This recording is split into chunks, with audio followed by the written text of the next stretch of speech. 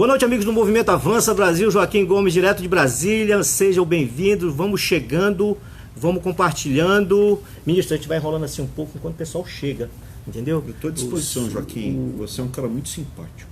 Valeu. Estamos aqui com esta figura, o excelentíssimo ministro da Educação, Abraham Weintraub. É só Abraão, sem excelentíssimo e sem esse nome tão complicado. Me chama só de Abraão. Você sabe quanto tempo se eu vim falar isso logo agora, eu demorei tanto tempo porque eu fiquei Abraham Weintraub. Ninguém tem culpa do que o meu pai e minha mãe aprontaram no cartório, que foi colocar esse nome tão complicado em mim. Pode me chamar só de Abraão, que tá bom demais. Gente, vamos chegando. Hoje é especial, viu? Que o ministro nos deu esse, através da nossa amiga Sandra, que é uma que não vai poder aparecer, né? Olha, tá bombando já. Boa noite, seu Alessandro. Gente, coloca só a sigla do estado para mostrar que nós estamos de norte a sul, leste a oeste. Estamos inclusive no exterior, nos Estados Unidos, no Japão, ministro. Precisa ver. Na Austrália, o Avança Brasil chega em todos. Tem até no Ceará? Tem. O Ceará? Os amigos gostam demais de seguir aqui no o Movimento Avança Brasil.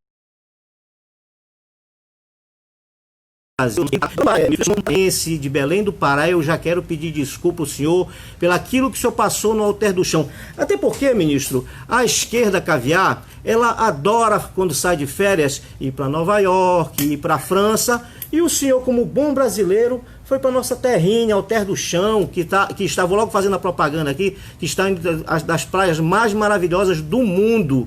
O senhor me desculpa pela atuação daquelas pessoas, aqueles militantes de esquerda. Que fez isso, foi uma senhora, eu estou sendo educado aqui, né? Uma mulher chamada Helen Joplin, que é uma ongueira. Ela tem uma ONG que é embalada por artistas da Rede Globo, que frequenta, muito benquista lá no Leblon, e recebe dinheiro da Fundação Ford. A Fundação Ford tem interesses na região Santarém há mais de 100 anos. Então não foi nada de brasileiro contra brasileiro ali, foi uma armação. Pegaram um bando de safado, colocaram um cocá de plástico na cabeça e foram para cima de mim, da minha família. Índiozinho de Hollywood, filhos, né? Com pessoas mais violentas atrás, né? Caso fosse para violência, provavelmente eles iam acionar o pessoal do embate. Mas, de novo, vocês não têm que pedir desculpa. Primeiro que não tem nem o direito de falar em nome do Pará, porque eu mostrei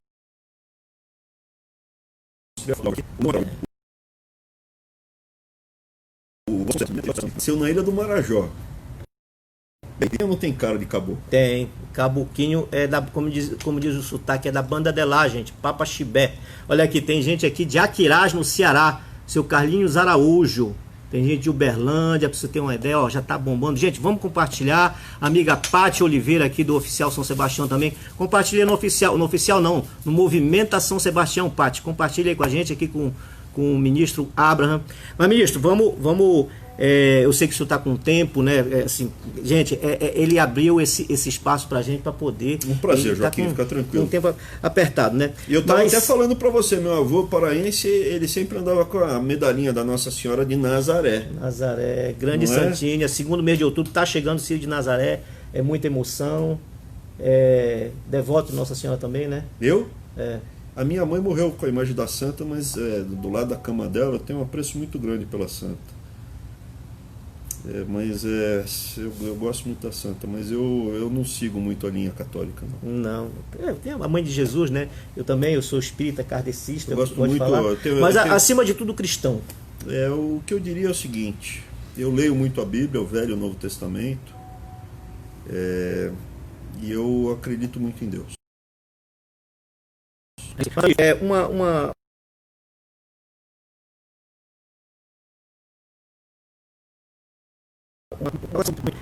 gente vê que existem professores mais interessados em doutrinar as crianças, né, pelo marxismo, do lado do marxismo cultural, do que propriamente ensinar, visto que tem gente que está saindo das escolas do ensino fundamental que não sabe fazer, como o nosso presidente Jair Bolsonaro sempre gosta de falar.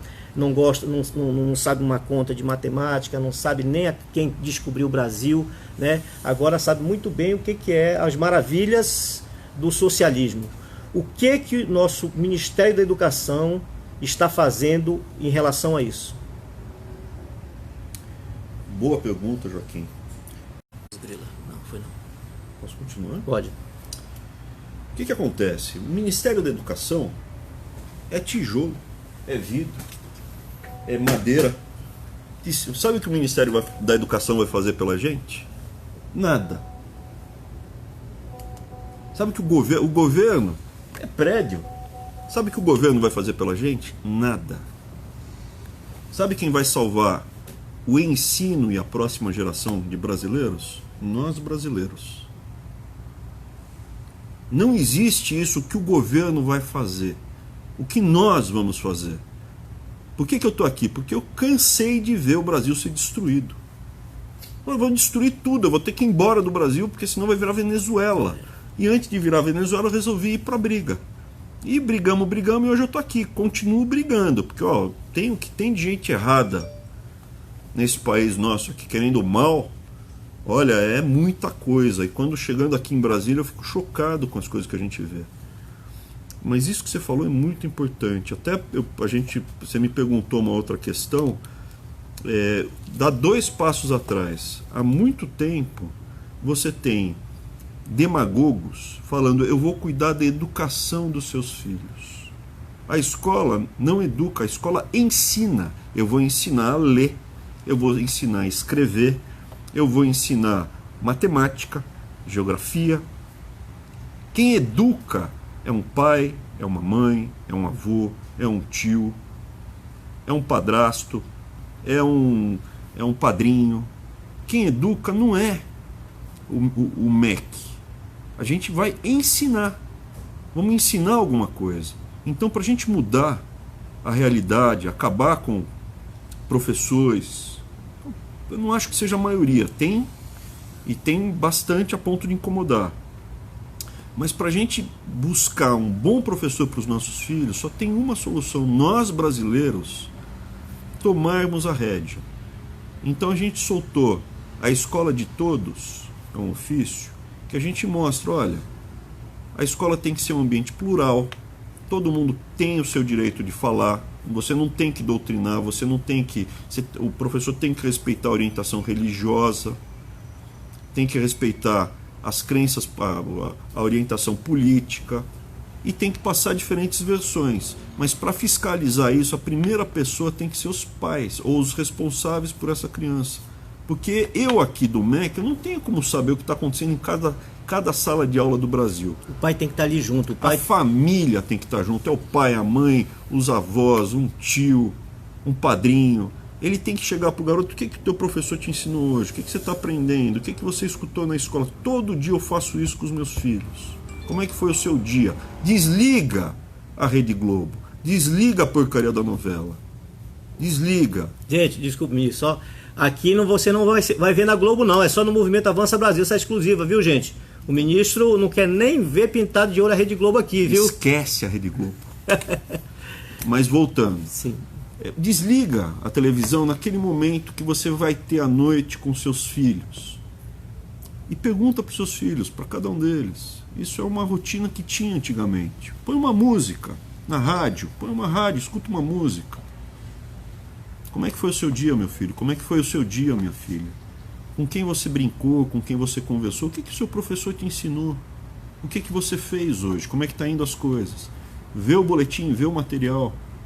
Opa, tem uma coisa errada. Vai falar com o professor. Opa, é errado mesmo. Vai falar com o diretor. Opa, o diretor e o professor estão juntos nessa coisa errada. Chama a associação de pais e vai falar com o secretário de educação. Não deu certo, vereador. Não deu certo, aciona o MEC. Aí a gente consegue ganhar a batalha. Não tem como a gente ter uma estrutura que vá cuidar de cada sala de aula. Não tem como cuidar do filho de cada um. Porque quem educa, quem põe no mundo é a família. E é por isso que você tem que ter um respeito muito grande pela família. É isso aí. Ministro, falei direitinho, Joaquim? Não, que isso, pelo amor de Deus, o professor Abraham Weintraub.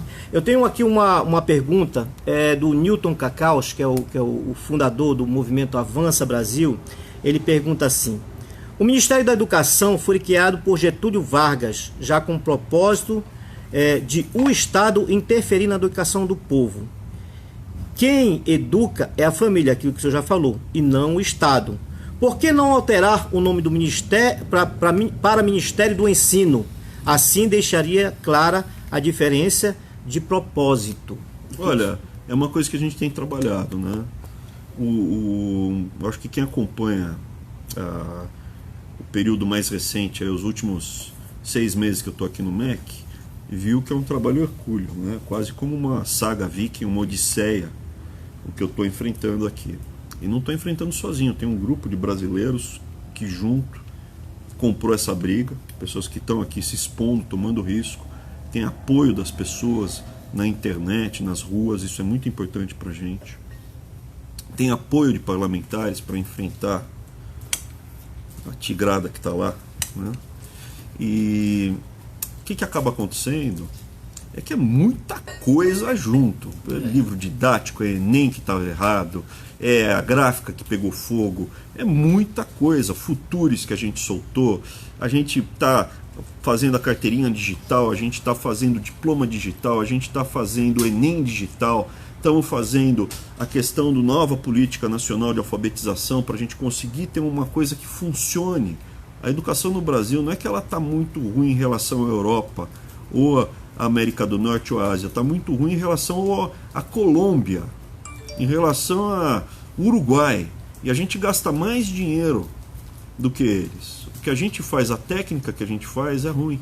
Então a gente está mudando a técnica, a gente está chamando os secretários para conversar, a gente está vendo os recursos que hoje estão indo principalmente para as federais, para irem para o ensino fundamental básico. As pessoas não sabem disso. Um professor herói que segura na canetinha do seu filho, pega na mão do seu filho para ensinar a ler e escrever, ele ganha na média no Brasil R$ 2.100 e passa 20 horas dando aula por semana. Isso é 4 horas por dia. R$ 2.100, 4 horas por dia. Um professor de uma universidade federal, ele com dedicação exclusiva ganha de 15 a 20 mil reais por mês, para dar 8 horas por semana. 8 horas por semana a gente está falando aí. Nossa. Um número bem menor. Menos de 2 horas por dia, de segunda ele não vai. Geralmente eles vão 1 ou 2 vezes por semana e dão 4 horas de aula, ou 8 horas de aula num dia. Se for 2 vezes por semana, dá 4 horas, ou vai e dá 8 horas direto. Qual o problema de tudo isso? As pessoas não sabem, mas hoje criou-se uma estrutura muito grande de universidades federais e institutos. Hoje, da República Federativa do Brasil, a gente tem 600 mil funcionários públicos civis. Metade, 300 mil, estão no MEC. O MEC é uma grande folha de pagamento, que eles recebem esses salários que eu mencionei, e custa muito caro. Hoje no Brasil a gente tem umas 10 universidades com orçamento total, isso é, custa tudo, 3 bilhões de reais por ano. Não tem 10 cidades no Brasil que tem orçamento total de 3 bilhões de reais por ano. Uma distribuição aí aonde estão essas universidades? Principalmente no Rio, São Paulo, Minas, tem uma ali, tem aqui em Brasília. Elas não estão nos estados mais pobres. Então uma inversão total do que deveria ser feito. Onde a gente tinha que gastar dinheiro com 3 bilhões de reais, eu boto todos os filhos de pobre em creche que precisam ir para creche. Eu boto todas as crianças na pré-escola. O filho da classe média, ele vai para a pré-escola, ele chega no primeiro aninho segurando na caneta e sabendo escrever o nominho dele. O filho do pobre vai ter contato com a canetinha no primeiro ano. Ele de saída fica para trás. Aí ele chega na 3ª série, metade das nossas crianças, 50% das nossas crianças é completamente analfabeta. Não é mais ou menos analfabeta, é completamente analfabeta. E essas crianças começam um ciclo de fracasso. O filho do pobre não sabe ler, está na 3ª série, não sabe escrever. A escola é um tormento. Ele fica lá na aula, sem ler, sem escrever, é um tormento. Sai da escola, toma pau. Com isso, quem consegue concluir o ensino médio, uma grande parte sabe ler e escrever. Sabe ler, pegar um ônibus, sabe mas é um analfabeto funcional. O que é um analfabeto funcional? Ele sabe pegar um ônibus, sabe andar de metrô, de trem, mas ele não sabe, ele sabe o barco, né, que vai, o gaiola, vai para lá, isso ele sabe. Mas ele não sabe pegar uma receita de bolo de cenoura e fazer sozinho em casa, uma receita de bolo de cenoura. Ele não sabe pegar um manual de instrução de uma máquina, de um torno, de uma máquina de costura, qualquer coisa, e aprender sozinho. Então uma pessoa que não consegue se virar, não consegue aprender um ofício direito. Porque é isso que a gente está falando. O que é educação? O que é o ensino? Por que a gente briga tanto? Para ter liberdade. O Getúlio Vargas, ele era um totalitarista. A gente quer a liberdade. Eu quero que os meus filhos possam ser felizes. Façam as suas escolhas, tenham a liberdade para fazer as suas escolhas, para tentarem ser o máximo possível felizes. E o que é o ensino? E a saúde? Por que você precisa ter saúde? Para você ser livre. Se você está preso numa cadeira de rodas, você é menos livre do que uma pessoa que consegue andar com as suas próprias pernas. Se você é diabético, você é menos livre que uma pessoa que não é diabético. Se você é viciado em drogas, em crack, você é um escravo. A saúde é fundamental. E educação? Eu consigo ler e escrever, eu consigo. Quando eu era pequeno, Joaquim, era muito comum chegar uma pessoa mais velha no ponto de ônibus e falar assim: meu filho, tinha uns 10, 9, 8, eu já sabia ler de pequeno, e as pessoas percebiam que eu sabia ler e escrever. Então, meu filho, me ajuda aqui, o seu vovô, a sua vovó, ajuda aqui, tá vindo o ônibus, eu esqueci o óculos em casa. Qual o nome do ônibus que está vindo? Era um eufemismo, era uma forma suave de falar: me ajuda que eu sou analfabeto. Não sei ler. Não sei ler. Isso é muito raro hoje no Brasil. Então essa pessoa que não sabe ler e escrever, ela é menos livre que uma pessoa que sabe ler e escrever, pelo menos a ponto de pegar um ônibus e assinar o próprio nome. Mas a pessoa que consegue ler a receita de um bolo, aprender uma máquina nova, ela tem a capacidade de ter um ofício bem remunerado. E quando você tem um ofício bem remunerado, quando você consegue ganhar o seu próprio dinheiro sem depender de uma bolsa, de um demagogo que vai te dar e ameaçar: ó, vota em mim senão eu vou te tirar, você é mais livre do que uma pessoa que não tem o seu próprio ofício. Quando você tem uma capacidade, além disso, de fazer sua própria pesquisa e chegar às suas próprias conclusões políticas e ideológicas, saber o que de fato está acontecendo na Venezuela, você é mais livre do que uma pessoa que se informa pela Globo, pela família Marinho.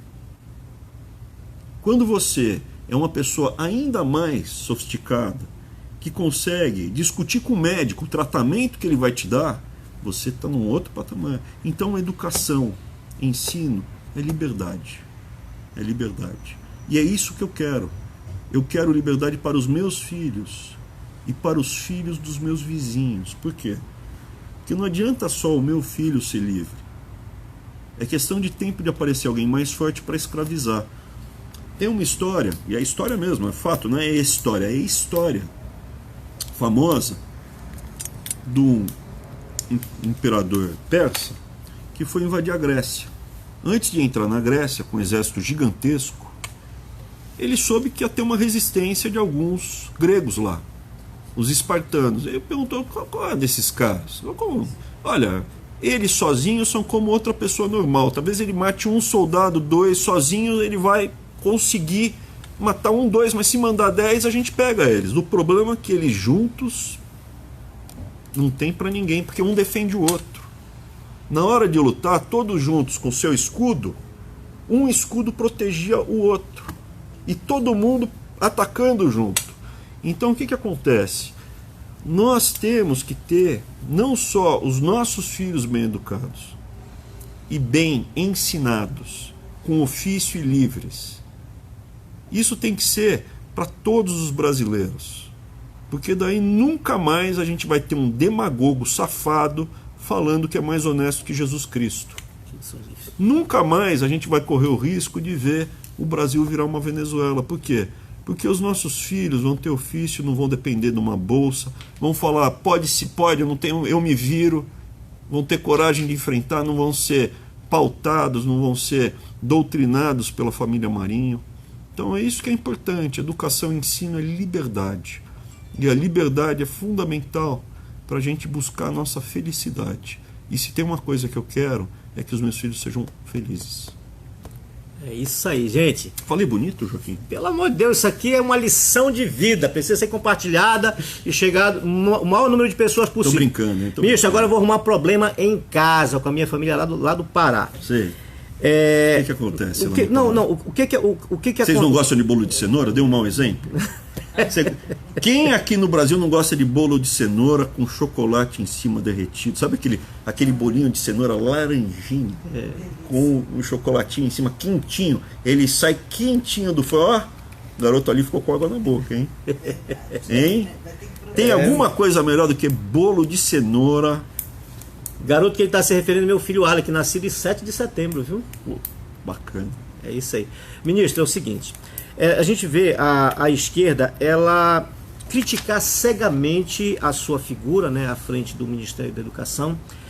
Mas alguma vez, eu faço pergunta por quê? Quando a Sandra confirmou essa live, essa entrevista, eu tenho duas irmãs que, digamos assim, que são defensoras do lado de lá, digamos assim, do lado negro da força, né? Eu perguntei, gente, elas são professoras, tem inclusive uma de geografia, outra que é psicopedagoga. Eu também sou professor.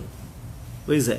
Eu perguntei, no grupo da família, eu perguntei, eu vou entrevistar, tenho a honra de entrevistar o ministro da Educação, Abraham Weintraub. Alguma pergunta ao ministro? Tempo. Mais tempo. Nenhuma perguntinha, né? Aí era hora delas, digamos assim, como gostam do outro lado, tirar alguma dúvida, falar alguma coisa. Aí eu pergunto, alguém do outro lado já chegou pediu uma audiência com o senhor, pegou sua equipe e perguntou, eu quero que o ministro olhe o meu projeto. Assim, uma conversa civilizada, chegou? Sim, nossa, tem, gente. Eu sigo a máxima do Santo Agostinho. Uma das máximas, né? Eu odeio o pecado, não o pecador. Eu não tenho raiva da pessoa que está no PSOL. Eu não tenho raiva do petista. Eu não tenho raiva do psolista. Eu tenho raiva da ideologia que ele defende. Eu acredito na redenção. Eu sou uma pessoa que tem a minha fé. Eu acho que a pessoa em algum momento vai ter uma luz lá e vai ver que o que ele está pregando é profundamente errado, que vai gerar um mal muito grande, uma tristeza muito grande. Pô, olha a Venezuela, as histórias que a gente está escutando de lá são terríveis. Nossa. Então, assim, o que nós temos do nosso lado? Nós temos a ciência, a razão, porque, veja, a ideologia deles é uma entre aspas, né, é uma religião sem Deus. Eles têm a doutrina deles. Um dos doutrinadores dele, Herbert Marcuse, da escola de Frankfurt, eles pregam o caos, a destruição geral. Ele falava que a ciência era burguesa. Veja, são dois pilares que são atacados. O que nos faz sermos ocidentais? A gente é ocidental, a gente é caracterizado como ocidentalizado, pelo menos. A gente tem o jeito de pensar de um greco-romano baseado na lógica, isso é, se A é maior que B e B é maior que C, então A é maior que C. Né? 2 mais 2 é igual a 4. Perfeito? Isso é lógica, isso é ciência. Que é baseado no greco-romano, o jeito de pensar é greco-romano. Mas a gente não se comporta como um greco-romano. A gente tem compaixão, a gente trata os outros como a gente gostaria de ser tratado. Em alguns casos, que é mais difícil, a gente ama o nosso inimigo. Quantas vezes nós devemos perdoar? 7 vezes? 70 vezes 7. 70 vezes 7. Por isso que é mais difícil. Para mim, essa parte daí eu pulo. Né? É muito difícil. Tem que treinar. 400, não, eu tô fora. Tem que treinar. Eu, no máximo, ofereço outra face. Se estapear dos dois lados, eu só tenho uma cara, daí não dá, né? Então, veja, os dois pilares, o greco-romano e o judaico-cristão, representado na Bíblia, os dois são atacados continuamente. A Bíblia é massacrada por essa turma. E a ciência é massacrada por essa turma. Os dois pilares. A ciência é burguesa, a matemática, porque a gente confronta com números. Eu aqui no MEC, eu utilizo números para mostrar que tudo que foi feito na educação aqui, não tudo, mas muita coisa na média foi muito ruim. O Brasil hoje é o pior país da América do Sul em termos de ensino. Não é da Europa, é da América do Sul. Então, assim, números. Aí você começa a mostrar número, aí custa muito caro. E é muito caro, e estamos gastando mal. A matemática está a serviço do imperialismo. Pô, aí é difícil. A outra também, que é horrorosa, que eles falam, ideologia de gênero. Olha, o que você vai fazer? Eu sou uma pessoa liberal. Eu tenho a minha fé, mas cada um escolhe sua trilha. Você pode ter a orientação sexual que você quiser, desde que seja com uma pessoa em livre-arbítrio. Você não pode ter com criança, não é? Porque a criança não tem livre-arbítrio. Mas 2 homens, 2 mulheres, não tem nada a ver com isso. Sejam felizes, né? Ou tentem ser, eu não tenho nada a ver com isso. Agora, o que você tem em termos de gênero, a ideologia de gênero? Porque as crianças podem ser qualquer coisa, porque vai ser... Não, calma aí. Primeiro, gênero só tem um. A biologia, a ciência me diz, é gênero humano. E aí, dentro do gênero humano, existem 2 possibilidades apenas. Homo sapiens e Homo neanderthalis. É o homem de Neandertal. Né? Então, assim... Quanto à questão do sexo, então isso foi construído, veio lá de fora. Isso não faz parte da cultura brasileira. Até os termos são americanizados. A escola de Frankfurt veio lá de fora, que é gender, né? Que virou gênero. Tem uma tradução meio errada. Então, gender. Começaram a colocar, não, põe aqui o gênero. O que você é? Masculino, feminino. Gênero. Antes era sexo. Quando eu era pequeno estava lá sexo, masculino, feminino. Agora é gênero. Aí, masculino e feminino, sem problema. De repente apareciam umas 500 opções. Calma aí. Vamos voltar para a biologia, para a ciência, para os princípios, ou para a Bíblia. Para a ciência, dado que é gênero, está usando um termo científico, gênero humano. Nós, como mamíferos, temos apenas 2 opções, macho e fêmea. Se você for no seu cromossomo, se você tiver no seu DNA X, Y, você é macho. Se você tiver XX, você é fêmea. Eu sou XY, sou macho, mas nasci sem o meu pipi. Continua sendo macho. Eu sou XX e nasci com o pipi. É fêmea. Mas a Roberta Close, a quem eu respeito, a quem tem que ser tratada com toda a compaixão, compreensão, porque é uma pessoa que não faz mal a ninguém, pelo contrário, tem que tentar ser feliz. Como eu a chamaria? Eu a chamaria de senhora, como ela prefere ser chamada. Mas isso não me dá, de forma alguma, o direito de criar uma bagunça na cabeça das crianças falando que você tem uma miríade de possibilidades. Você pode ser LGBTYKLZ, não. Você, como mamífero, pode ser macho ou fêmea. Como você socialmente quer ser tratado, com educação, você me diga, e eu vou devolver com educação a forma de tratamento adequada. Tá? É uma tremenda covardia eles pegarem as crianças e cada vez mais. Não bastava doutrinar os jovens, né, na idade escolar, eles estão querendo, na minha opinião, né, cada vez mais cedo, né, corromper essas crianças. Ministro, uma pergunta, já encaminhando para o fim, que eu sei que o senhor tem outra agenda aí.